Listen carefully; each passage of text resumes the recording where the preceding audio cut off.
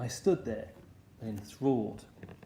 Then I heard the giraffe saying to the pelican in the next window, "Pelly, my dear, be so good as to fly down and bring that small person up here to talk to us." At once the pelican spread his huge white wings and flew down to the road beside me. "Hop in," he said, opening his enormous beak. I stared at the great orange beak and backed away. "Go on," the monkey shouted from the window. "Pelly isn't going to swallow you up. Climb in." I said to the pelican, "I'll only get in if you promise not to shut your beak once I'm inside." "You have nothing to fear," cried the pelican, "and let me tell you why. I have a very special beak. A special beak I have. You'll never see a beak so fine. I don't care where you go. There's magic in this beak of mine. Hop in and don't say no." "I will not hop in," I said, "unless you swear on your honour you won't shut it once I'm inside. I don't like small dark places." "Well, when I have done what I am just about to do," said the pelican, "I won't be able to shut it. You don't seem to understand how my beak works." "Show me," I said. "Watch this," cried the pelican. I watched in amazement as the top half of the pelican's beak began to slide smoothly backwards into his head until the whole thing was almost out of sight. "It bends and goes down inside the back of my neck," cried the pelican. "Is that not sensible? Is that not magical?"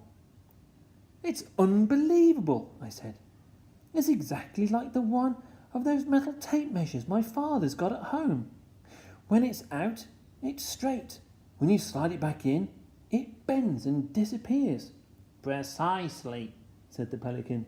"You see, the top half is of no use to me unless I am chewing fish. The bottom half is what counts, my lad. The bottom half of this glorious beak of mine is the bucket in which we carry our window cleaning water. So if I didn't slide the top half away, I'd be standing around all day long holding it open.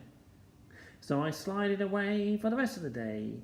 Even so, I'm still able to speak, and whenever I've flown, it's always been known as the pelican's patented beak. If I want to eat fish, that's my favourite dish. All I do is give it a tweak.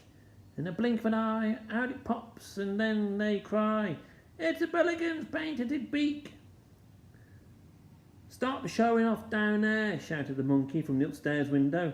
"Hurry up and bring that small person up to us. The giraffe is waiting." I climbed into the big orange beak, and with a swoosh of wings, the pelican carried me back to his perch on the windowsill.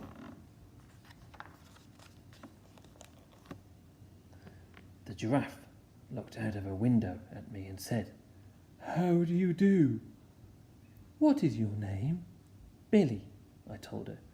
"Well, Billy," she said, "we need your help, and we need it fast.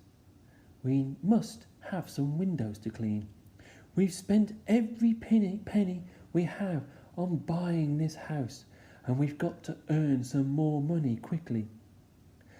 The Pelly is starving, the monkey is famished, and I am perishing with hunger.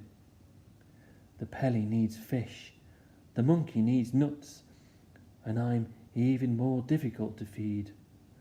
I am a geranious giraffe, and a geranious giraffe cannot eat anything except the pink and purple flowers of the tinkle tinkle tree.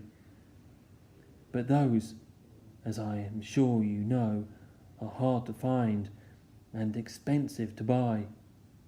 The pelican cried out, "Right now I am so hungry I could eat a stale sardine. Has anyone seen a stout sardine or a bucket of rotten cod? I'd eat up the lot on the spot. I'm such a hungry bod. Every time the pelican spoke, the beak I was standing in jiggled madly up and down, and the more excited he got, the more it jiggled. The monkey said, What Pelly's really crazy about is salmon. Yes, yes, cried the pelican, salmon! Oh, glorious salmon! I dream about it all day long, but I never get any. And what I dream about is walnuts, shouted the monkey. A walnut fresh from the tree is so scrumptious, galumptious, so flavoury, savoury, so sweet to eat that it makes me all wobbly just thinking about it. And exactly at that moment, a huge white Rolls Royce pulled up right below us, and a chauffeur in blue and gold uniform got out. He was carrying an envelope in one gloved hand. Good heavens, I whispered. That's the Duke of Hampshire's car. Who's he? Asked the giraffe. He's the richest man in England, I said. The chauffeur knocked on the door of the grubber. We're up here, the giraffe called down to him. He looked up and saw us. He saw the giraffe, the Pelly, the monkey and me, all staring down at him from above. But not a muscle moved on his face. Not an eyebrow was raised.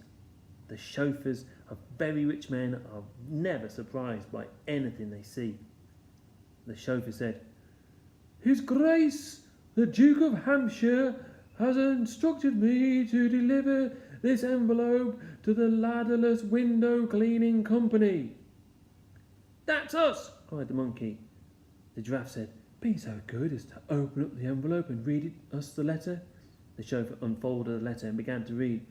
Dear sirs, I saw your notice as I drove by this morning.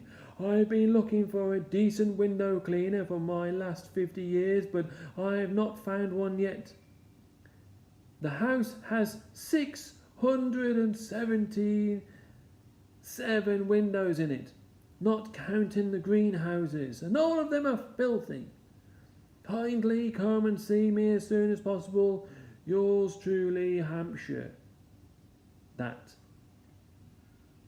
added the chauffeur in a voice filled with awe and respect, was written by His Grace the Duke of Hampshire in his own hand.